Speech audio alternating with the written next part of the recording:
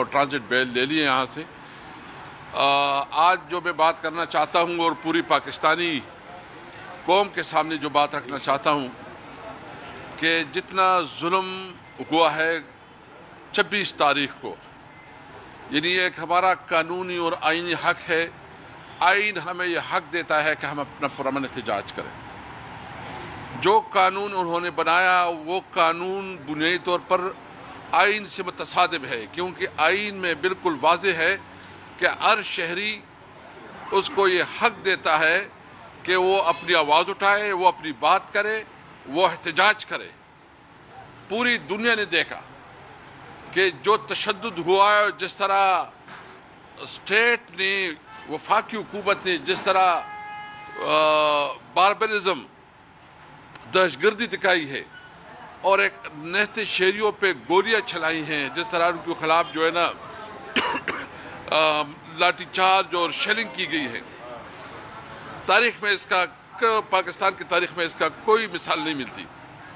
اور وہ ابھی اس کے بعد جو کچھ خاص کر اس صوبے کی عوام کے ساتھ اور پختونوں کے ساتھ ہو رہا ہے، آپ کے سامنے مختلف ویڈیوز آپ نے دیکھ چکے ہوں گے کہ جو ویڈیوز آ رہی ہے کہ پنجاب کی پولیس اور خاص کر اسلام آباد کی پولیس، وہ پختون، وہ ریڈیبان ہیں، وہ غریب لوگ ہیں، مزدور ہیں، دیہڑیدار مزدور ہیں، ٹیکسی ڈرائیور ہیں، ریڈی چلانے والے ہیں، اور یہ سارے ان لوگوں کو شناختی کارڈ کی بنیاد پہ اس کو گرفتار کیا جا رہا ہے، اور ایک پختونوں کے خلاف ایک نفرت کی بنیاد پہ جو اقدامات ہو رہے ہیں، یہ تو پاکستان کی توڑنے کی باتیں ہیں، یہ تو فیڈریشن کے خلاف سازش ہے۔ یہ جو کر رہا ہے اس کا مطلب یہ ہے کہ وہ اس ملک میں نفرتوں کو بڑھانا چاہتے ہیں، وہ اس ملک کے خلاف سازش کرنا چاہتے ہیں۔ اور پاکستان تحریک انصاف ایک قومی پارٹی ہے، پاکستان تحریک انصاف سب سے زیادہ پنجاب میں مقبول ہے، سندھ میں مقبول ہے، بلوچستان میں مقبول ہے، تمام قومیتوں میں مقبول ہے۔ پاکستان تحریک انصاف یہ یکجہتی کی علامت ہے۔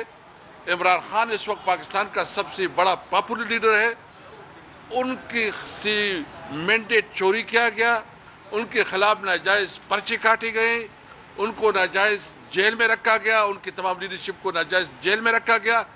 جب ہم احتجاج کریں تو ہم دہشت گرد ٹھہرے، یعنی ہمیں اب بتائیں ہم کیا کریں، ہمارے پاس راستے کیا ہے، کیا آپشن ہے ہمارے پاس؟ آپ تو ہمیں دیوار کے سے لگا رہے ہیں، اور ابھی آپ جو ظلم کر رہے ہیں، اور خاص کر آپ ایک صوبے کے عوام کے، آپ ان کے فنڈ نہیں دے رہے ہیں، آپ ان کی جو متعلقہ جو ان کی جو کانسٹیٹیوشنل رائٹس ہے وہ نہیں دے رہے، ابھی ان کے عوام کے خلاف ایکشن لے رہے ہیں آپ۔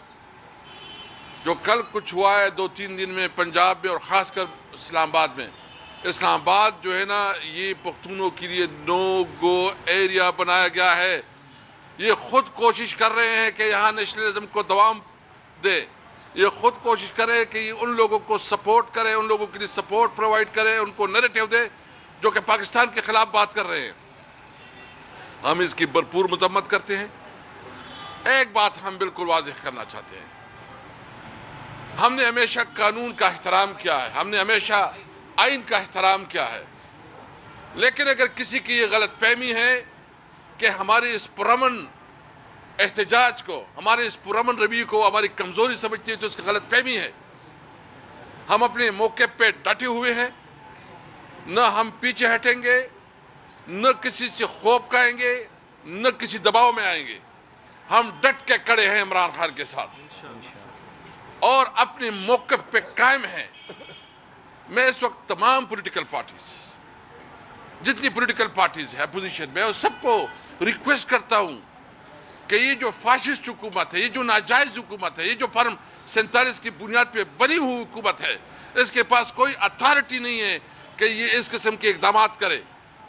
یہ تمام پولیٹیکل پارٹیز کی رسپانسبلٹی ہے کہ وہ اس پہ آواز اٹھائیں، اور آج جو یہ کچھ کر رہے ہیں یہ اس ملک کی اور یہ فیڈریشن کے خلاف سازش ہو رہی ہے، یہ پاکستان کے خلاف سازش ہو رہی ہے، یہ نفرتیں بڑھا رہے ہیں، میں ان تمام آفیسر کو واضح کرنا چاہتا ہوں، دیکھیں آپ اپنے قانونی حد سے نہ بڑھیں.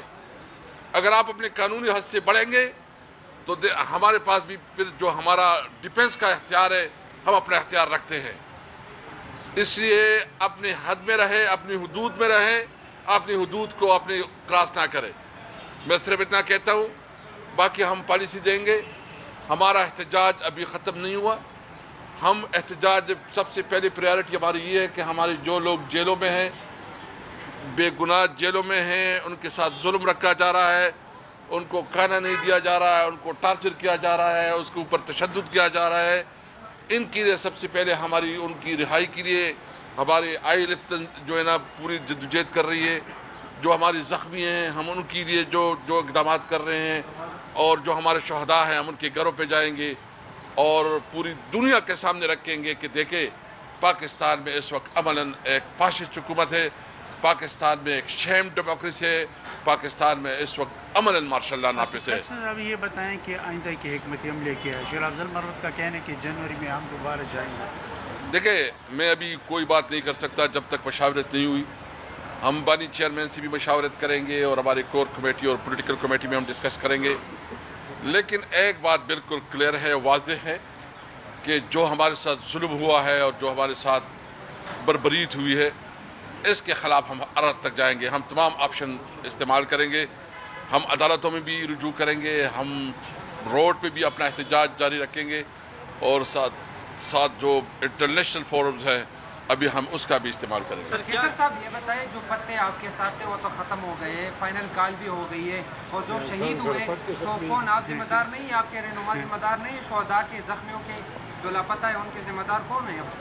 دیکھیں سب سے پہلے بات تو یہ ہے، ہم تو عوام ہیں، ہم تو کوئی ملیٹنٹ نہیں ہیں، ہم تو کوئی پیراملٹری فورس نہیں ہے، ہم تو کوئی بندوق سے مقابلہ نہیں کر رہے.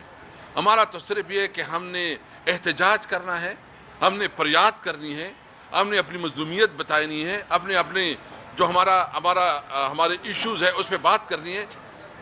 ہم تو کوئی ملیٹنٹ نہیں ہے، ہم تو جو کریں گے ہم پیسفل کریں گے، لیکن کوئی ہم سے یہ حق نہیں چھین سکتا کہ ہم احتجاج سے بے روکیں. قومی اسمبلی کو ریکویزٹ کر رہے ہیں؟ بالکل، اس پہ بھی قومی اسمبلی اور سینٹ کو ریکویزیشن ہم کر رہے ہیں. پہلے ہم جو بھی پروٹیکٹیو بل وغیرہ لے لیں تاکہ ہم اسمبلی میں پوری اور اسمبلی کے فلور پہ بھی بھرپور طریقے سے اپنا آواز اٹھائیں گے. جوڈیشل کمیشن میں جو ممبران قومی پارٹی ہے تو خیبر پختونخوا کے لوگ تمام کے لوگ گرفتار ہیں، بلکہ دوسرے صوبوں کے لوگ گرفتار نہیں ہوئے، اس بارے میں کیا کہیں؟ ہر جگہ کے ہیں، یہ بلوچستان، سندھ، پنجاب سب کے ہیں. ہم ایک قومی پارٹی ہے اور ایک قومی پارٹی کی مطابق ہم ہمیشہ کہتے ہیں کہ پاکستان زندہ باد.